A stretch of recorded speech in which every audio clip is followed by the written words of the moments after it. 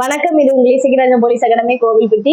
இன்னைக்கு தேர்வு நோக்குல ஒரு முக்கியமான நடப்பு நிகழ்வு பத்தி தான் நம்ம பார்க்க போறோம். அது என்ன அப்படின்னு பாத்தீங்கன்னா டெங்கு வைரஸ். இப்ப தமிழகத்துல டெங்கு வைரஸ் உடைய பாதிப்பு அதிகமா இருக்கிறதா செய்திகள்ல நம்ம பார்க்கிறோம். அந்த டெங்கு வைரஸ் பத்திய முழு தகவல் தான் இந்த காணொலியில நம்ம பார்க்க போறோம். சரிங்களா? டெங்கு வைரஸ் அப்படிங்கிறது டெங்கு அப்படிங்கிற ஒரு வைரஸ் மூலமா உண்டாகக்கூடிய ஒரு நோய். இது எதன் மூலமா பரவுது அப்படின்னு பாத்தீங்கன்னா ஏடிஸ் எஜிப்டி அப்படிங்கிற கொசு மூலமாக பரவக்கூடிய நோய் தான் டெங்கு வைரஸ்.